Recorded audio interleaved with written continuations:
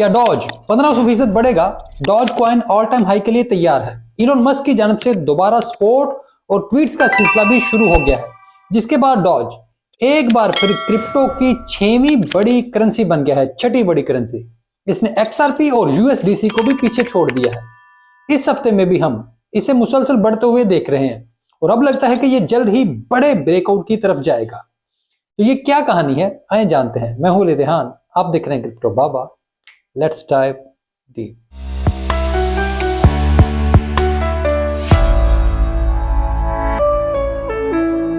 आपने शायद क्रिप्टो में ये डायलॉग सुना हो, Dodge moves fast.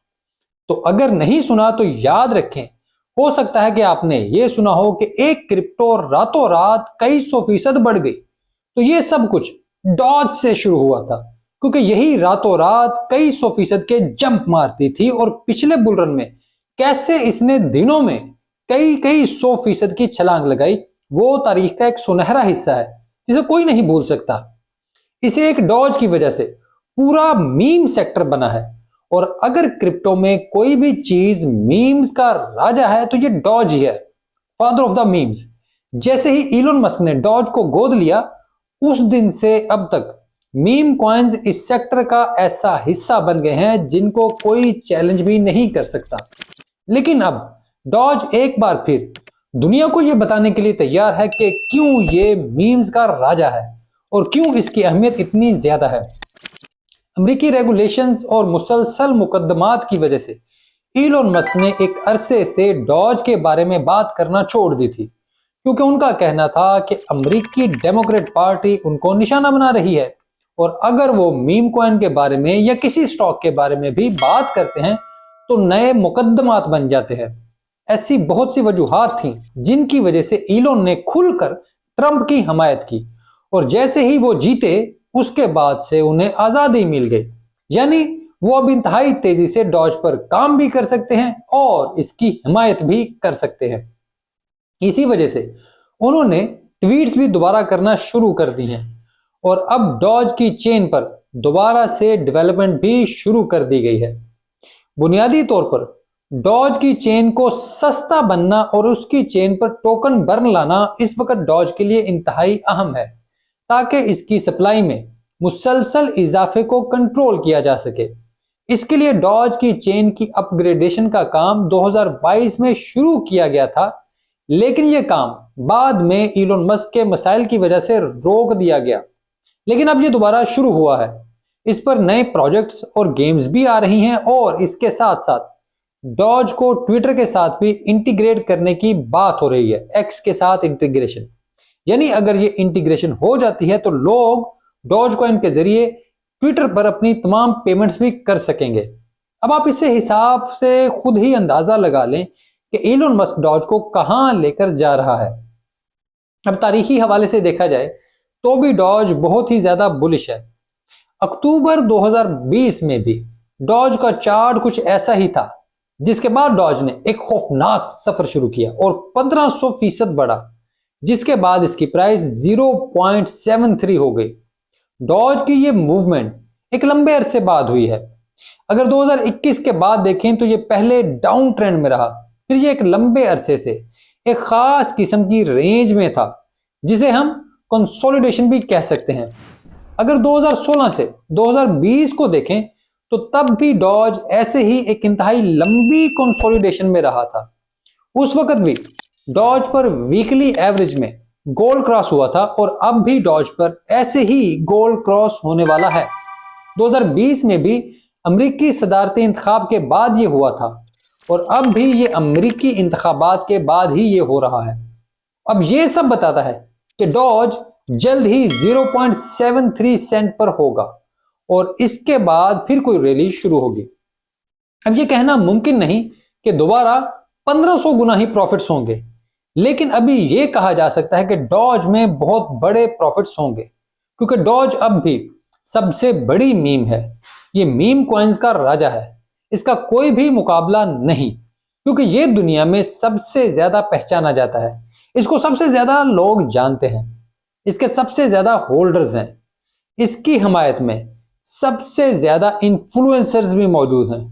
Social media की एक बड़ी ऐप यानी एक्स पर सबसे ज्यादा डिस्कस यही कॉइन होता है। इलोन मस्क की एक ट्वीट के बाद डॉज कॉइन दुनिया में सबसे बड़ा ट्रेंड भी बन जाता है। तो ऐसे में जब रिटेल मजीद आएगी तो वो फिर सेंट्रलाइज्ड एक्सचेंजों से ऐसे ही इसको खरीदेगी। अब यहां पर आप एडा की मिसाल ही देख लें। चार्ल्स हॉस्किंसन ने कहा कि वो अमेरिकी क्रिप्टो पॉलिसी बनाने में मदद कर रहे हैं। हालांकि ये काम तमाम क्रिप्टो के लोग कर रहे हैं। अमेरिकी कांग्रेस में तमाम लोग पेश भी हुए हैं। उसके बाद अब भी तमाम क्रिप्टो कंपनियां कानून बनाने के लिए मदद भी कर रही हैं ताकि ज्यादा से ज्यादा बेहतर कानून साजी हो जिसका सबके ऊपर एक अच्छा इंपैक्ट पड़े। लेकिन इन्होंने ऐसा प्रोपेगेंडा किया जैसे वो अकेले ही हैं और बस ये प्रोपेगेंडा काम कर गया और एडा पंप कर दिया। अब मैं बुनियादी तौर पर एडा के खिलाफ नहीं हूं, लेकिन ये अब तक अपना एक वादा भी पूरा नहीं कर सकी और सालों से ऐसे ही प्रोपेगेंडा पर चल रही है। इसी वजह से मैं अब इसे पसंद नहीं करता। मैं इसकी टेक्नोलॉजी को पसंद नहीं करता। इस वजह से ऐसी बात मैं कर देता हूं। बाकी मुझे कोई जाती मसला कतन इससे कोई नहीं है।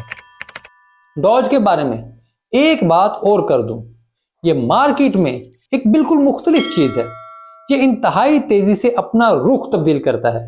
ये पिछली बार मुसलसल बढ़ता रहा और उसके बाद मुसलसल गिर गया। ये अचानक जागता है और फिर अपना काम शुरू कर देता है और उसके बाद ये पीछे मुड़कर नहीं देखता।